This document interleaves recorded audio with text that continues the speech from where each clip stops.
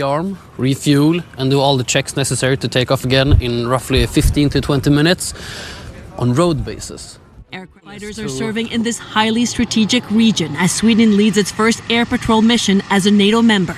Its mission comes at a critical time. Fighters are serving and showed off how its Gripen performs in this harsh environment here. The Swedish Air Force regularly in these conditions, so it's a match made in heaven, I think. It's at home. Good morning. Imagine the Arctic sky turning into a battlefield. This isn't just cold, it's extreme. Temperatures drop so low that metal shrinks, fuel thickens, and even advanced electronics start to struggle. In this frozen world, every second matters, and every machine is pushed to its absolute limit. And right now, as tensions rise near NATO's northern border with Russia, this icy region is becoming one of the most important front lines on Earth. Up here, air power is everything. There are no roads, no quick reinforcements, just vast distances and brutal weather. Fighter jets in places like Norway and Finland must be ready to take off within minutes whenever an unknown aircraft enters their airspace. But here's the problem. What works perfectly in normal conditions doesn't always work in the Arctic. Even simple maintenance becomes a challenge when it's minus 30 degrees or worse. At the center of this story is one of the most advanced and expensive fighter jets ever built, the F-35 Lightning II. It's a fifth-generation powerhouse designed for stealth, advanced sensors, and total battlefield awareness. Countries have invested hundreds of billions into this jet, trusting it to dominate future wars. And in many environments, it absolutely delivers. But the Arctic is different. In these extreme conditions, the F-35 has faced real operational challenges. Not failures, but limitations. Things like increased maintenance time, reduced readiness, and the need for extra support systems just to keep the aircraft running smoothly. And when you're dealing with fast-moving threats, even small delays can become a serious problem.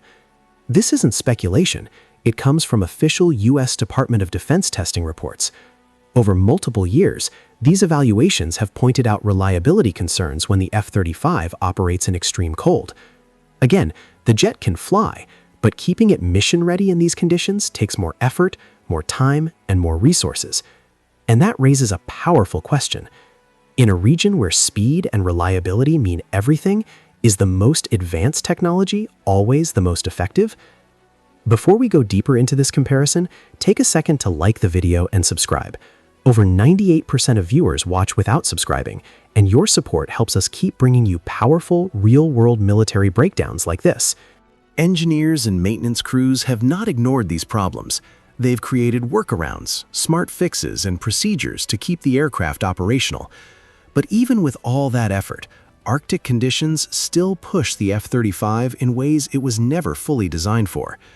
One of the biggest challenges comes from something most people never think about: the stealth coating. This isn't just paint.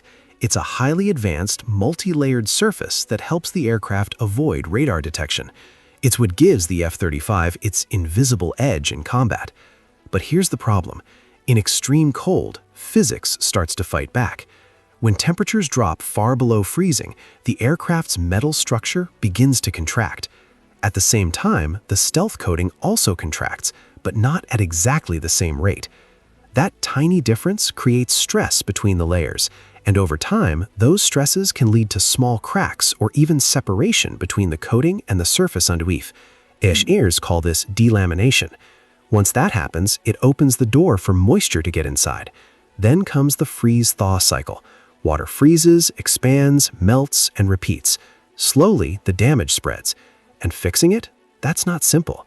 This kind of repair can't just be done out on a freezing runway. Crews need controlled environments, specific temperatures, and specialized equipment. They have to strip the damaged layer, prepare the surface, and carefully apply a new coating that needs time to properly cure. Even small repairs can keep a jet grounded for days. Bigger ones, even longer. Now imagine that happening in a region where winter lasts most of the year. That's where availability starts to drop, and that's a serious concern in a place where every second counts. But it doesn't stop there. The engine, the heart of the F-35, is another area affected by the cold. The jet uses the incredibly powerful F-135 engine, capable of producing over 40,000 pounds of thrust. It's a masterpiece of engineering. But like all jet engines, it depends on precise fuel flow, lubrication, and electrical systems to start and run properly. In extreme cold, fuel behaves differently. Oil thickens. Systems take longer to reach optimal performance. So before takeoff, extra steps are needed. Small steps, yes, but they add time. And in the Arctic, time is everything. When a quick reaction alert is triggered, pilots are expected to be airborne within minutes. Any delay, even a few extra minutes, can mean intercepting a target later than planned. And when you're dealing with strategic aircraft near NATO airspace, that delay matters. Then there's the electronics, the brain of the aircraft. The F-35 is packed with advanced systems, radar, sensors, electronic warfare equipment, all generating intense heat when active. But before startup, the jet sits in freezing air for long periods. So what happens? A rapid temperature swing, from extreme cold to sudden heat. That constant expansion and contraction puts stress on internal components. Tiny connections inside circuits can develop microscopic cracks over time. Even the cooling fluids inside the system become thicker in cold conditions, reducing efficiency until everything warms up.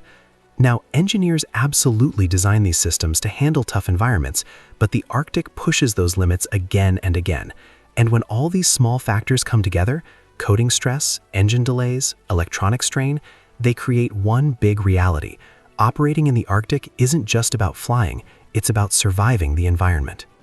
With the F-35, maintenance becomes a major challenge. Many of its routine servicing tasks simply can't be done out in the open. Technicians need stable temperatures to safely work on sensitive systems like avionics and hydraulics.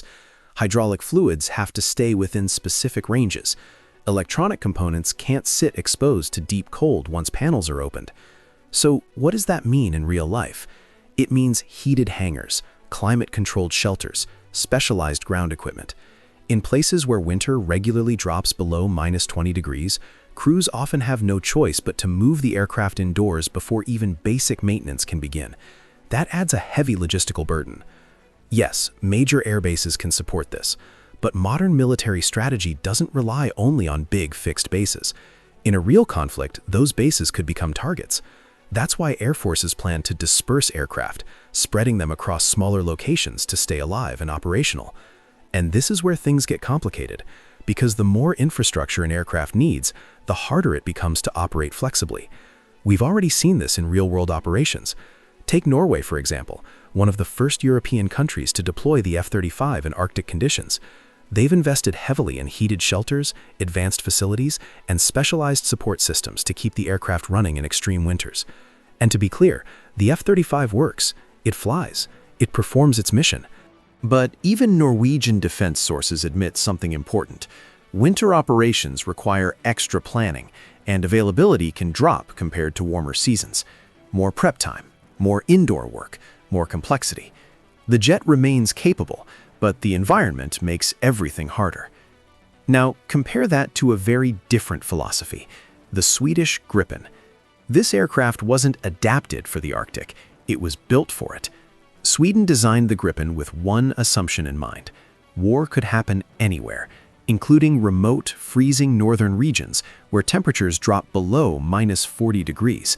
So instead of relying on infrastructure, they designed the aircraft to operate without it. That changes everything.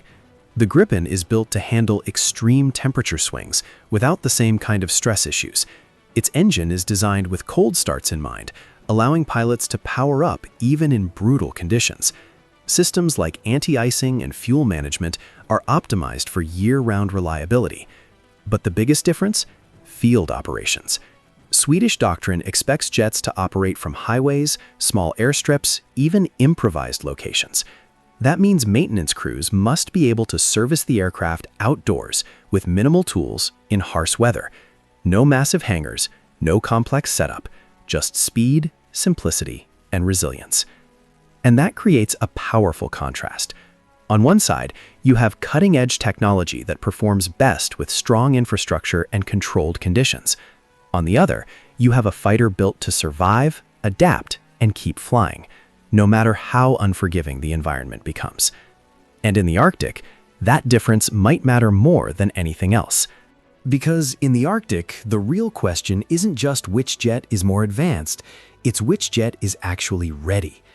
The Gripen was built with simplicity and speed in mind.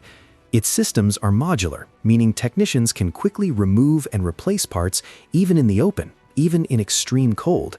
You don't need massive facilities or complex setups. You need a trained crew, and the jet keeps going. And the results speak for themselves. Swedish defense reports regularly show mission-ready rates above 90% for the Gripen fleet. That means at almost any moment, the majority of their aircraft are ready to fly.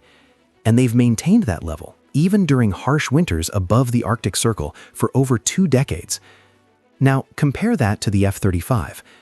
Globally, its mission-capable rate has often stayed below 70%, even though it has improved over time. And while that might not sound like a huge difference, in real combat terms, it's massive. Think about it like this. If you have a squadron of 24 aircraft, a 90% readiness rate gives you about 21 jets ready to launch. But at around 69%, you're looking at just 16. That's 5 fewer aircraft, instantly. In a high-pressure scenario, that gap can change everything. And there's more. The F-35 typically needs longer, well-prepared runways and a wider support system to operate effectively. That's fine at established bases, but in a real conflict, those bases could be targeted by long-range missiles. So the ability to move quickly, to disperse, becomes critical.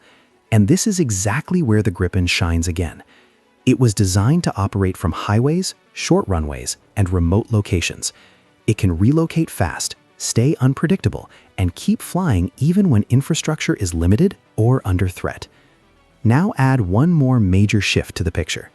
In March 2024, Sweden officially joined NATO. That decision changed the balance in the Arctic. Suddenly, the Gripen and decades of Swedish experience operating in extreme cold became part of NATO's collective defense.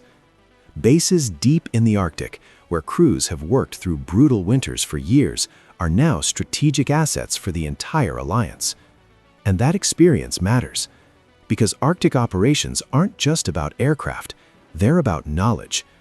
Technicians who understand how machines behave in extreme cold, pilots who know how Arctic conditions affect radar, engines, and even heat signatures. That kind of experience can't be rushed. It's built over time, and now NATO has access to it. So when you step back and look at the full picture, one thing becomes clear. Advanced technology alone doesn't guarantee superiority. In extreme environments like the Arctic, reliability, flexibility, and readiness can matter just as much, if not more. The Gripen represents a philosophy built around survival and adaptability. The F-35 represents unmatched technological power. But in the frozen skies of the North, the winner may ultimately be the aircraft that can show up, start fast, and stay in the fight, no matter what the environment throws at it. NATO's northern defenses aren't theoretical. They demand aircraft that can respond instantly in some of the harshest conditions on Earth. And while the F-35 remains one of the most advanced fighters ever built, official testing and real-world operations show that extreme cold adds extra challenges. Engineers are improving it, pilots are adapting to it, but the friction is real. At the same time, Sweden brings something different to the table: decades of Arctic experience. The Gripen has proven year after year that it can maintain high readiness in these conditions, with lower costs and far less dependence on heavy infrastructure. And now, with Sweden fully inside NATO, that experience becomes a powerful asset for the entire alliance. This isn't just about adding another country on the map. It's about adding knowledge, proven systems, and an aircraft designed from day one to survive and operate in extreme northern environments. Across northern Scandinavia, Gripen squadrons patrol vast frozen airspace. From bases near the Arctic Circle, they stay ready to intercept anything approaching NATO territory: strategic bombers, surveillance aircraft, or unknown intrusions. And they do it in conditions where not just machines, but even people are pushed to their limits. So this story isn't just a comparison between two fighter jets. It's a clash of philosophies.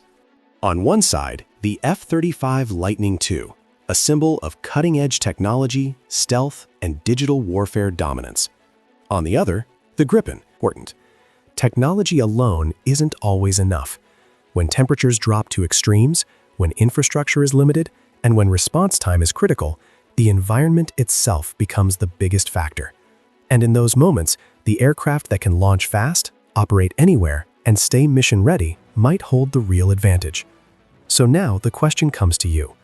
Does the most advanced technology always win? Or does adaptability matter more when nature becomes the battlefield? Could a simpler, more resilient design outperform a high-tech system in extreme conditions like the Arctic? And as NATO strengthens its northern defenses, should it lean more on regional expertise and aircraft built specifically for these frozen skies? Drop your thoughts in the comments. I read them all, and your perspective adds real value to this conversation. And if you found this breakdown useful, take a second to support the channel. Hit subscribe so you don't miss what's coming next, and tap the like button because that small action helps this video reach more people around the world.